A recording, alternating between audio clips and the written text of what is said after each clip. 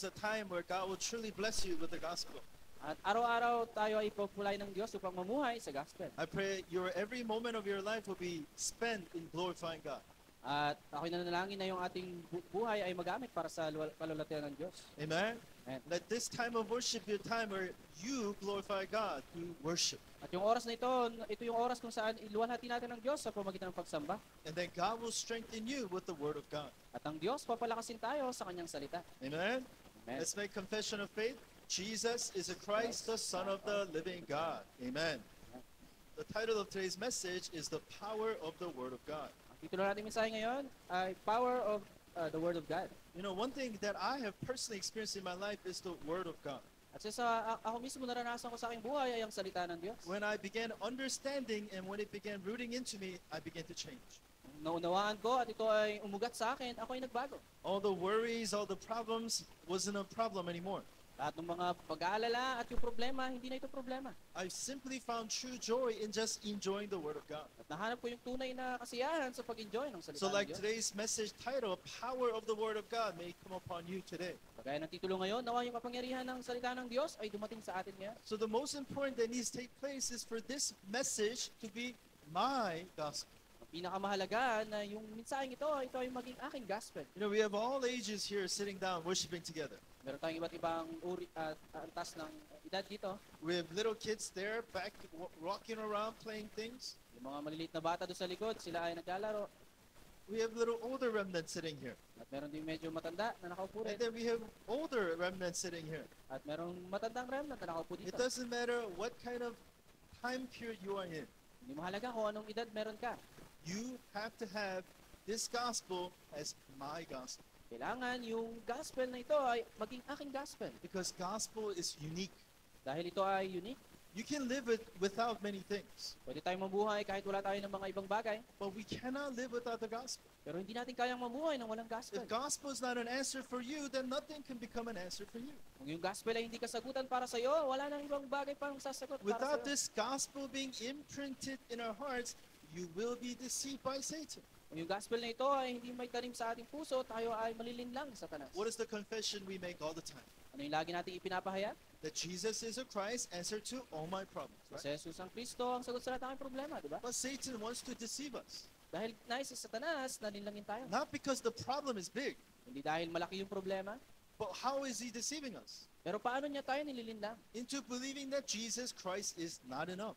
At yung paniniwala na si Jesus ay hindi sapat. That Jesus Christ is not my answer. At siya hindi yung sagot para sa akin. You know, God is all sovereign, right? Ang Diyos, siya yung makapangyarihan. He's in control over the universe. At siya yung nagkokontrol ng lahat And then ng you look at bagay. yourself. At tignan yung sarili, You look at the problems you have. yung problema na meron You ka, look at the conflicts you're going through. yung conflict na pinagdadaanan mo. And sometimes you ask the question, why? At minsan nagtatanong tayo, bakit? Why is this happening, God? Bakit kaya nangyayari ito, I Panginoon? mean, I'm doing pretty good. At okay naman yung ginagawa ko. I'm doing my best. Ginagawa ko naman yung aking I'm makaya. doing all that I can. At lahat ng makaya But ko. why are these problems still happening in my life? Pero bakit patuloy na nangyari yung problemang ito sa aking buhay? Why is that, guys? Bakit kaya? To God, there's only one reason why God allows these things to happen. Para sa Diyos, meron lang isang dahilan. Bakit niya hinayaan na mangyari So yung mga that bagay through na the ito? problems and conflicts, you can have gospel become your gospel. Para sa lahat ng bagay na ito, yung gospel ay maging iyong gospel. So that you can say, Jesus Christ is more than enough for me. At para masabi natin na si Jesus ay sapat sa akin. So that through this problem, you can be a true witness of the gospel. At sa problemang ito, tayo ay magiging saksi ng gospel. Without roots in prayer, we are going to be shaken. Kung wala tayong ugat sa panalangin, tayo ay mayayanig. First, we need to hear the content of the gospel.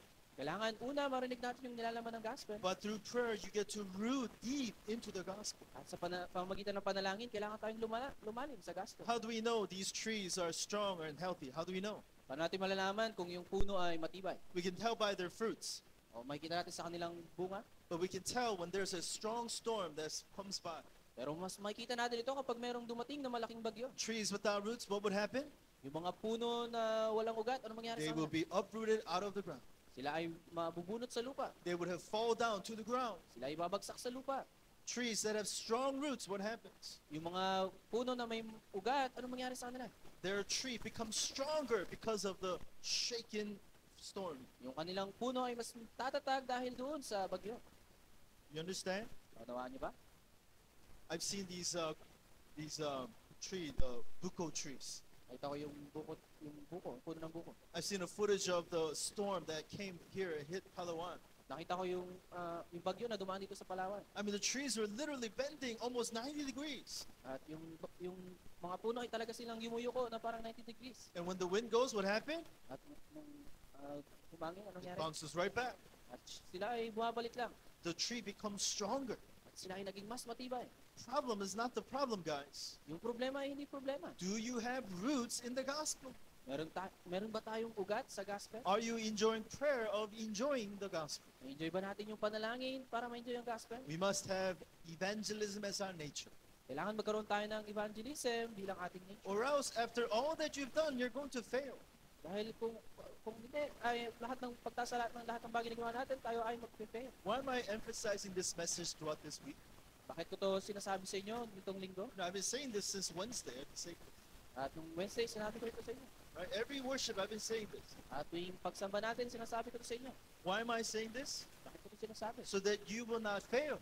Para hindi tayo mag-fail. So that you will not be shaken. Para hindi tayo mayanig. So that you will never be deceived. At para hindi tayo malinlang. That we will truly be the witness of the gospel. Para tayo ay maging tunay na saksi ng gospel. I pray all of our members sitting here will become the witness of the gospel. Ako'y nanalangin na yung bawat member natin dito, tayo maging saksi ng To gospel. be able to call this gospel my gospel. At matawag natin yung gospel na ito na aking gospel. Amen? Amen. Gospel is my gospel. Gospel is my gospel. Amen? Amen. Say with me, gospel is my gospel. Gospel is my gospel. I pray that will be your confession of faith every single day. Ako'y nanalangin na ito yung aking maging pahayag araw-araw. Now today we're going to look at Samuel. At ngayon, tingnan natin si Samuel. Samuel was faced with lots and lots of problems. Samuel, siya ay humarap sa napakaraming problema. But within those problems, he was able to stand strong. Pero sa harap ng mga problema na yon, siya ay tumayo. And taking the model of Samuel, I want you to become that model in your field. At sa pagkuha natin bilang modelo kay Samuel, gusto ko makita natin siya na ating modelo. Let's look at Samuel's situation. Tignan natin yung kanyang sitwasyon. Samuel, since it was a very young boy, he was given to the temple. Nung siya ay bata pa, siya ay ibinigay dun sa templo. As you guys know, at the time, there was no spiritual leader. At alam naman natin nung panahon na yon, wala nang spiritual na pinuno. So his mother Hannah first prayed for a son that everybody has. At yung kanyang nanay ay nanalangin ng anak na wala dun sa iba. But God would not give her a son Pero hindi siya binigyan ng Diyos sa anak. until she held on to the mission. Hanggang siya yung mawako sa misyon. God, if you were to give me a son, I will give him up as a Nazarite, Panginoon, kung bibigyan mo ako ng anak, ibibigay ko siya sa iyo bilang isang to Nazarite. be a leader for Israel, Upang maging pinuno ng Israel. to once again bring the word of God to the people of God. Upang ibalik yung salita ng Diyos sa kanyang mga tao. After holding onto the covenant, God gives her a son, At pagkatapos ito, binigyan siya ng Diyos sa anak. and he's Samuel. At siya ay si Samuel. And as she promised God, she gives up Samuel to the temple. Kagaya nga ng pinangako niya sa Diyos, binigay niya si Samuel I sa mean, templo. how would you feel? Anong mararamdaman mo? Your mother tells you, Pag sinabi sa iyo ng son, I ina, have made a promise to God. anak, kumuha ako ng pangako sa Diyos. Now that you're old enough, you're going to have to live in the temple. At ngayon na matanda ka na, doon ka na maninirahan sa templo. Bye. You have to take care of yourself. Lagaan mo ang iyong sarili. I will not be there to help you. At wala ako doon para tulungan You ka. have to be there now. Kailangan mong manatili You are doon. a Nazarite for Jesus. At ikaw ay isang Nazarite para kay Jesus. What would you say to your mother? Ang sasabihin mo sa iyong ina, I never made that promise. hindi naman ako gumawa ng That's pangako not my mission. Hindi ko yung mission. What would you say? Ang sasabihin mo. If I told my son to do that, he would punch me. At pag sinabi ko yun sa aking anak, at sigurado sa But niya ako. Samuel, that's what happened to Samuel. Pero ganun yung nangyari kay Samuel. At a time where he needs his mother the most, Nung panahon na kailangan niya yung kanyang ina, he was given to the temple. siya ay ibinigay doon sa He templo. could have been no more than 12 years old. At siguro mga nasa 12 years old siya. He wore the clothes of the priest at age 12, At susuot niya yung damit ng pari. serving in the temple. At siya ay nag-serve doon And sa what do you templo. think they're doing? At anong ginagawa nila? Nothing special. Wala namang He's mahalaga. just cleaning the place. Nililinis He's siya sa doing lugar. errands for Eli. At ginagawa niya yung mga inutos sa kanya ni It's Eli. not a fun, playing with kids kind of life. Hindi ito yung masayang buhay na nakikipaglaro lang sa mga kaibigan. You know, they say the greatest enemy to children is boredom. Boredom. At sabi nila na yung pinakadakilang kaaway daw ng mga bata ay yung boredom. You asked the number one answer to the kids who fall into drugs. You know what it was? At yung unang-unang sagot ng mga kabataan na nahulog It sa wasn't droga, their parents, it wasn't society. hindi yung kanilang magulang o yung kanilang Number one society. answer was boredom because they were bored. At yung unang sagot nila ay dahil sila ay bored. Loneliness, At sila ay malungkot. right? Anxiety. At anxiety. Samuel was going through all of those things. At si Samuel siya ay dumaan sa lahat ng yon. And even Eli, the leader, did not have any spiritual power. At maging si Eli, wala rin siyang spiritual na kapangyarihan. Nobody is telling Samuel anything important to him. At wala nagsasabi kay Samuel kung ano yung mahalagang bagay para sa kanya. I spent most of my life growing up making lots of mistakes. At lumaki na maraming pagkakamali. Why? Because I did not have a spiritual leader. Dahil ako ay walang spiritual na leader. I didn't have a pastor telling me the gospel. At walang leader nagsabi sa akin ng gospel. All I saw was what I saw next to me. At yung mga nakikita ko lang ay yung mga nandito sa And akin, nobody malapit sa akin. had the gospel. At walang sino man sa kanila merong So my gospel. life was led into wrong places. Kaya yung aking buhay ay nadala doon sa mga maling bagay. Samuel was the same way. At ganoon din si Samuel. He was given to the temple, Binigay siya sa templo, but there's no spiritual leader in the temple. pero walang spiritual na leader doon sa templo. Nobody can teach him the gospel. Walang makapagturo sa kanya ng Nobody gospel. can teach him about prayer. At makapagturo sa kanya ng Nobody panalangin. can show him about evangelism. At magpakita tungkol sa evangelism. You guys are blessed to be in a church to proclaim gospel. At kayo ay pinagpala dahil kayo nasa simbahan na nagpapahayag ng gospel. Amen. Amen. You guys are blessed to have pastors who are praying for you. Kayo ay pinagpala dahil mayroong mga pastor na nanalangin para sa inyo. Amen. Amen. Amen. You are blessed to be in a church that gives you the mission for world evangelization. Kayo ay pinagpala dahil kayo nasa simbahan na ibinigay sa inyo yung misyon para sa world evangelization. I mean, what if I was a pastor always telling you just legalistic stuff? Paano kaya kung ako yung pastor ang nagsasabi sa inyo ng mga bagay na legalistic? What if I told you if you wear pants to church, you go to hell? At pag hindi kayo nagsimba, kayo pupunta sa impyerno. You don't follow these rules, you go to hell. O pag hindi nyo sinunod yung mga batas na ito, kayo pupunta sa Right? impyerno. What if I was a pastor teaching you all about mysticism stuff? At kung ako yung pastor nagtuturo sa inyo tungkol sa mga mistisismo, That if you don't speak in tongues, you're not spiritually good. pag hindi kayo nag-speak in tongues, hindi kayo mabuti sa spiritual. That you have to cry every time you pray. Kailangan yung umiyak tuwing kayo That if I nananalangin. touch you in the forehead, you have to fall back. Pag hinawakan po kayo sa noo, kailangan kayong matumba. You know, a lot of churches do that here. Do you know that? At maraming simbahan ang gumagawa nun dito. Like if you really want to fall, I can make you fall. Kung sa'yo talaga matumba, pwede kayong tumpit. I'm a black belt in judo. I can make you fall. Yes. Ako ay merong magaling ako sa mga But martial this arts. church is if I touch you, boom, they start flying over.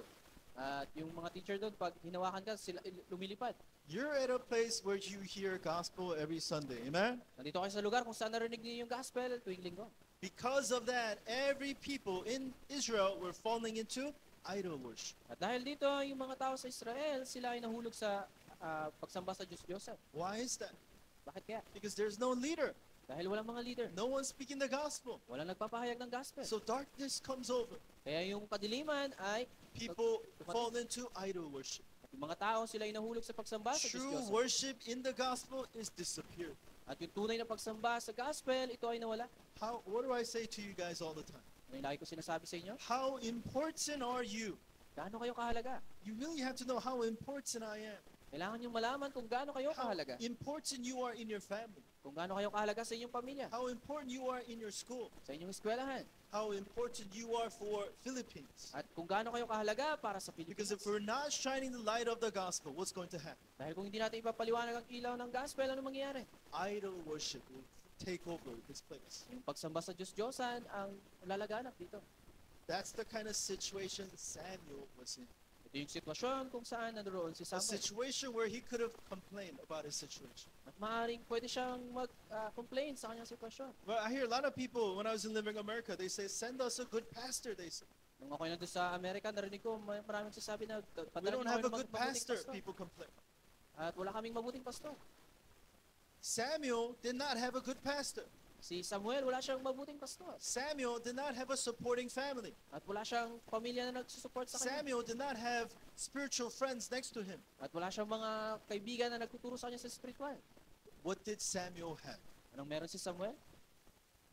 Samuel had the power of the Word of God. Si Samuel, meron siyang kapangyarihan ng salita ng Let's Diyos. read verse 19 together. And Samuel grew, and the Lord was with him, and let none of his words fall to the ground. Amen. What does it mean that Samuel had the power of the Word of God? Ano ibig sabihin na si Samuel ay mayroong kapangyarihan ng salita ng Diyos? It means that Samuel was enjoying the blessing of with Ibig sabihin nito na enjoy ni Samuel yung pagpapala ng blessing of Emmanuel. pagpapala ng Emmanuel. Amen. Amen. If you are enjoying the blessing of Emmanuel, we get to overcome our problem. Kapag na-enjoy natin yung pagpapala ng Emmanuel, kaya nating lampasan yung ating mga problema. The Emmanuel that Christ made possible.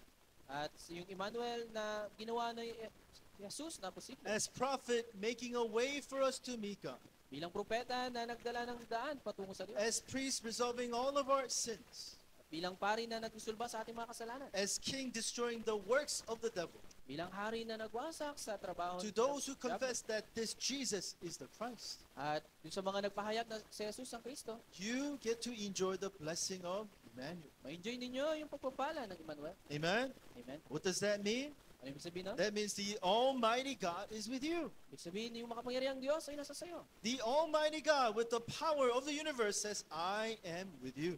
Yung makapangyarihang Diyos na mayroong kapangyarihan ng buong mundo ay nasa sayo. For Samuel, that power is greater than his situation. Para kay Samuel, yung bagay na ito ay mas mahalaga, mas dakila sa kanyang sitwasyon. Even if nobody is there to help me, God is there to help me. Kahit walang nandoon para tulungan ako, ang Diyos ay naroon para tulungan Even ako. if there's no spiritual leader, God is my leader. Kahit walang spiritual leader, ang Diyos ang aking leader.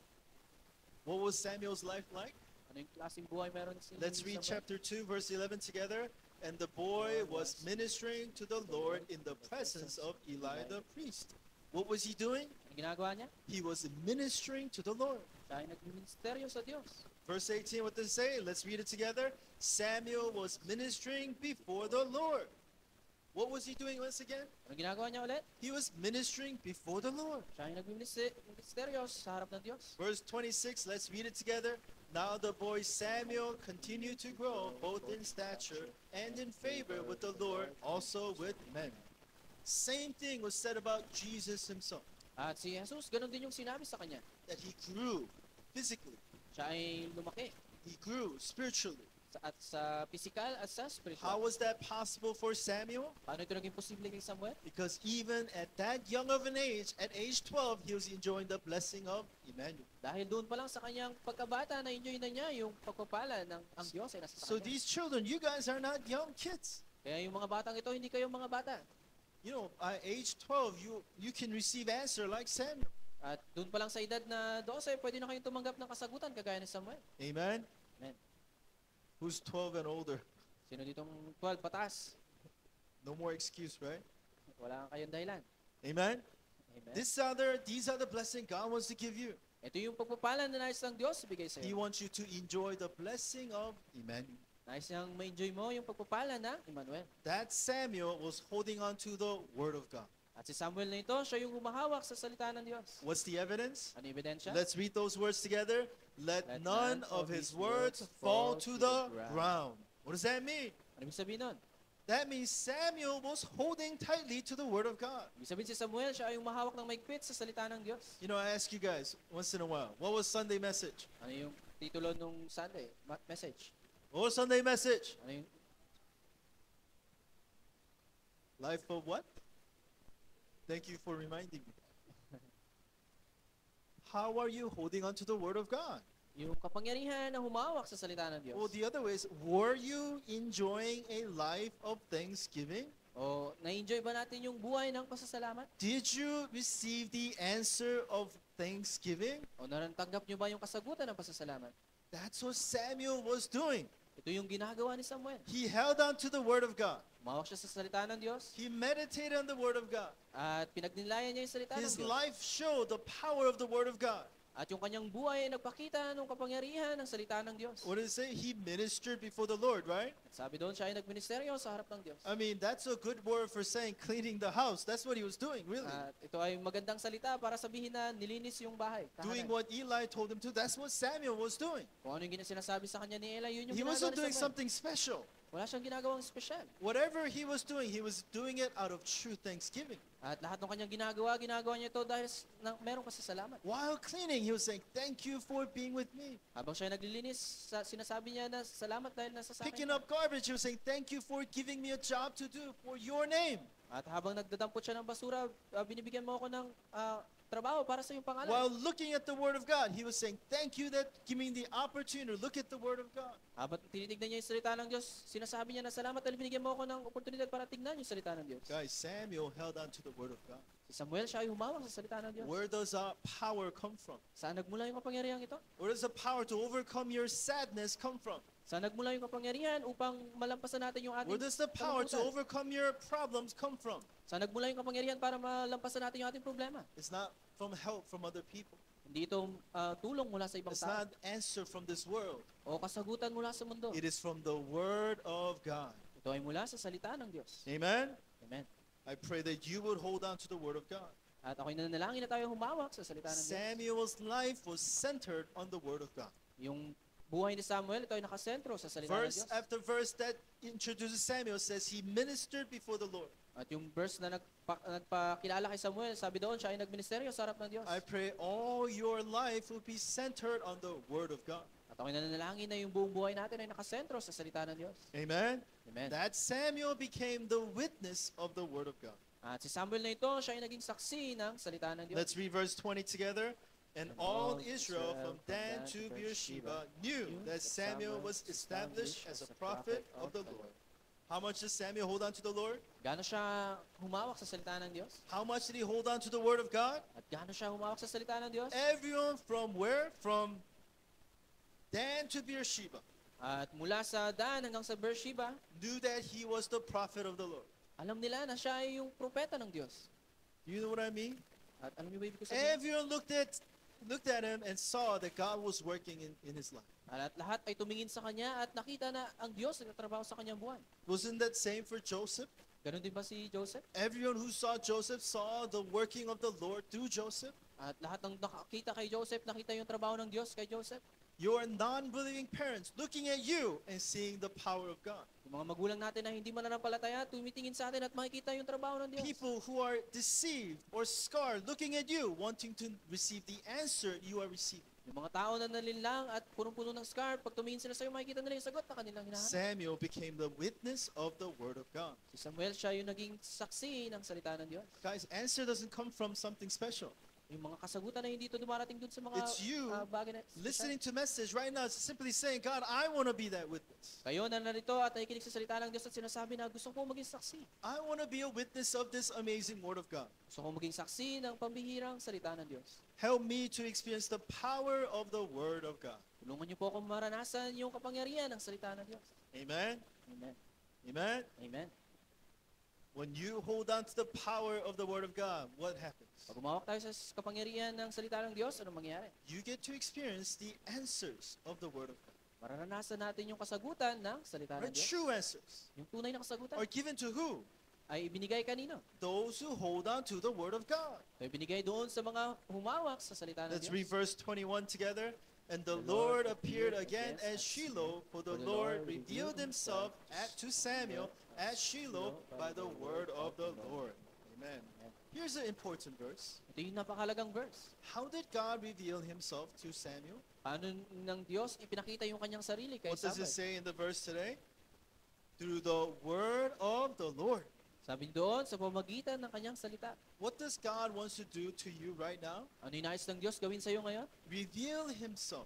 Nais niya na ipakita yung kanyang sarili. Reveal his plans for you Pakita yung kanyang plano para sa iyo. through the word of the Lord. Sa pamagitan ng salita ng Diyos. You know, in my life, I received all of my important guidance to the word of God. At sa aking buhay, natanggap ko lahat ng aking mahalagang Every pagbabase sa salita ng important Diyos. decision I had to make, I pray to the Lord in worship.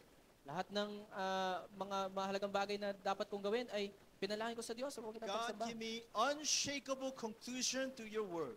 Panginoon, bigyan mo ako ng hindi matitinag na konklusyon sa iyong salita. And once God gave me that assurance to the word, I was never shaken. At nung binigay ito sa akin ng Diyos, hindi ako natinag. Find your answer to the word of God. Hanapin natin yung ating kasagutan sa salita ng The Diyos. greatest answer is God revealing himself to you through the word of God. Pinakadakilang kasagutan ay ang Diyos ay nagpakita sa iyo sa kanyang pagitan ng kanyang salita. Some people never understand the word of God. At may mga tao na hindi nila naunawaan yung salita ng Diyos. I pray God would open your heart to hear the word. Ay nanalangin na buksan ng Diyos yung ating puso para marinig yung salita. That Samuel who received the word of God, what happened? At si Samuel na ito, na nakatanggap ng salita ng Diyos, ano nangyari? In chapter 7, he begins the Mizpah movement. Ginawa niya yung Mizpah movement. Let's read this verse together. So the people of Israel put away the Baals and Ashtoreth, and they served the Lord only. What was the situation of Israel at the time? Ano yung sitwasyon ng Israel noong panahon na yun? There's no spiritual leader. Wala silang spiritual leader. There are no spiritual friends. Wala silang mga spiritual na kaibigan. Everybody is falling into idol worship. At lahat ay nahulog sa pagsamba sa Diyos-Diyosan. Situation looks impossible. Yung sitwasyon ay mukhang imposible. What can one little boy Samuel do? What kind of difference can he make? Ano kaya yung pwedeng gawin ng maliit na bata na ni But the Samuel? word came upon Samuel. Pero yung salita ay dumating kay Samuel. God revealed himself to Samuel to the word of God. At ipinahayag ng Diyos ang kanyang sarili kay Samuel sa pamamagitan ng Samuel kanyang salita. held on to the word of God. At si Samuel humawak sa salita And ng through Diyos. Samuel, what happened at Mizpah? At sa pamamagitan ni Samuel, ano yung nangyari doon sa Mizpah? He said, let's restore true worship of Lord. Sabi niya dito, ipanumbalik natin yung tunay na pagsamba sa Diyos. And all of the people of Israel brought their idols and burned at Mizpah. At lahat ng mga tao ng Israel, dinala nila yung kanilang mga Diyos-Diyosan at sinunog nila doon sa may Mizpah. Through Samuel, everybody restored true worship. Sa pamamagitan ng Samuel, lahat ay nagpanumbalik na kanilang tunay Hey na guys, pagsamba. you guys are enough, okay? Kayo ay sapat na. You can change your family. Kaya niyong baguhin ang inyong pamilya. You can change your school. Yung eskwelahan. We can change Palawan together. Amen? Kaya nating baguhin ang Palawan sama-sama. Let us hold tightly onto the word of God. Tayo ay humawak ng mahigpit sa salita ng Diyos. God will use us to do Mizpah movement here in Palawan. At gagawin ng Diyos yung Mizpah movement dito sa Palawan. Pray like that for your family. Tayo manalangin ng ganito sa ating pamilya. God, may the Mizpah movement be restored here in my family. Panginoon, ipanumbalik niyo po yung Mizpah movement sa aking pamilya. Those whom don't know Jesus, Yung mga hindi nakakakilala kay Jesus. those who are so far from worship, At yung mga malayo sa pagsamba. God, use me to restore true gospel in my family. Tulungan niyo po ako na ipanumbalik yung tunay na gospel sa aking pamilya. Through that Samuel, war ceased under Samuel. Sa pamamagitan nito, yung gera ay huminto. Let's Kanyang read this verse kapanahonan. together. So the Philistines were subdued and did not again enter the territory of Israel. And the hand of the Lord was against the Philistines all the days of Samuel. Samuel is standing strong, and now what happens? At si Samuel siya ay tumayo at ano nangyari? The hand of the Lord was against the Philistines. Yung kamay ng Diyos ay against doon sa mga Pilisteo. They dare not attack Israel ever again. At hindi sila umatake sa Israel kahit anong mangyari. Why? Bakit? Because Samuel is standing strong. Dahil si Samuel ay nakatayo. You know, I had a dog, Meron akong aso. a Siberian Husky. Siya ay Siberian Husky. Oh, she looks so beautiful. At siya ay napakaganda. Very good-looking dog. Napakagandang And aso. Huskies look like wolves, don't they? They look scary. Sila ay yung mga mukhang wolf at nakakatakot. But Huskies are like little children. Pero yung mga Husky ay para lang malit na bata. They're not good guard dogs. Guard dogs. They're not a good guard Ay, dog. hindi sila magaling na bantay. You know, whenever Koreans come to the door, you know what my dog does? Pag may dumarating na Koreano dun sa pintuan, alam mo yung ginagawa She niya? goes hiding. Siya ay nagtatago. She's scared.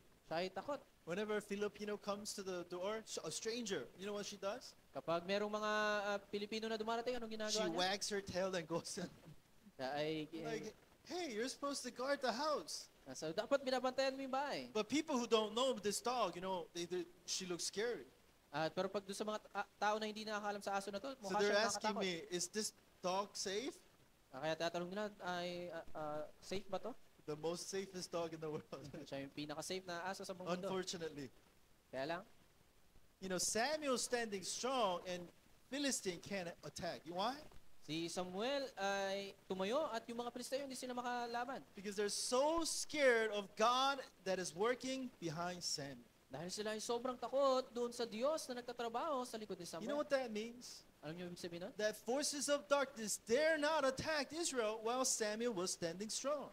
Na yung pwersa ng mga Pilisteo, hindi sila makalaban sa pwersa ng Israel nung si Samuel ay nandoon. How do you fight the spiritual battle? Paano natin lalabanan yung spiritual na laban? Rooted into the Word of God. Kailangan nating umugat sa salita ng Diyos. Amen? Amen. Be strong. That's how you fight spiritual battle. At ganoon natin lalabanan yung spiritual na laban. Satan looks at you, Satanas tingin sa'yo, my friend, sabi niya, kaibigan, amigo. kaibigan, my slave. aking alipin. You know what I mean? Alam niyo yung ibig sabihin? Satan should look at you and run the other way. At dapat titignan kayo ni Satanas at siya ay matatakot. Amen? Amen. Because you are the temple of God indwelt by the Holy Spirit. Dahil kayo yung templo ng Diyos kung saan ang banal na espiritu ay nananahan. You are a child of God who knows the gospel. Kayo ay anak ng Diyos na nakakaalam ng gospel. We are the partisan to shine the light of Jesus Christ. Tayo yung partisan na magpapaliwanag ng ilaw ni Jesucristo. May all spiritual wars cease because of you. Nawa yung mga spiritual na laban ay huminto dahil sa iyo. Amen? Amen. What's the title? Ano yung titulo? Power of the Word of God. Yung kapangyarihan ng salita ng Diyos. So without the Word of God, you are weak, powerless. Kung wala yung kapangyarihan ng Diyos o yung salita ng Diyos, wala tayong lakas. But if you hold on to the Word of God, you have power of the gospel. Pero pag ginawakan natin yung salita ng Diyos, meron tayong kapangyarihan ng gospel. What happens if we proclaim this gospel? Anong mangyari kapag ipinahayag natin yung gospel na ito? What is the result of this gospel movement that we do? Ano yung resulta ng gospel movement na ginagawa natin? In 1 Samuel 16:13, let's read this together. And the Spirit of the Lord rushed upon David from that day forward. What did Samuel do? Ano ginawa ni Samuel? Not only did he break down all the idols, Hindi lang winasak niya lahat ng mga Diyos-Diyosan he raised up true disciples. at siya ay nagtayo ng tunay na disipulo. This is the result of the power of the gospel. Ito yung resulta ng kapangyarihan ng That gospel. if you are enjoying the gospel, Pag na-enjoy natin yung gospel, that through you, God will bring about true disciples to you. sa pamagitan mo, ang Diyos ay magdadala ng tunay na disipulo. If we are preaching gospel in this church, Kapag pinapahayag natin yung gospel sa our simbahan ito, precious remnants will become true leader like David. yung ating mga maliliit na remnants, sila ay magiging tunay na leader kagaya ni David. That's the hope I hold on to for this church. Yung pag-asa na hinahawakan ko sa simbahan ito, That our young remnants will grow up like this David did. na yung ating mga maliliit na remnants, sila ay lalaki na kagaya ni David. That through your life, like David disciple may arise through your life. So magitan ng inyong buhay, kagaya ni David, ay tatayo. Amen. Amen. Power of the word of God. So, Guys. kapangyarihan ng salita ng Diyos. I pray that you will hold tightly onto the word of God Nanalangin na tayo humawak na migpit sa salita ng and Diyos. become powerful disciples to shine the light of Jesus Christ. At maging makapangyarihang disipulo upang ipaliwanag ang ilaw ni Jesucristo. Heavenly Father, we thank you so much. Ama sa langit, salamat po. Thank you for the powerful word of God. Salamat po sa makapangyarihang Bless salita ng all Diyos. of our members of our church to hold on to your word Pagpalain niyo po yung aming mga membro upang humawak sa inyong salita. and become witness who can save the field. At maging saksi upang iligtas ang field. We thank you and love you. We pray these things in the name of our Lord Jesus Christ. Salamat po ito yung aming panalangin sa pangalan ni Jesus. Amen. Amen.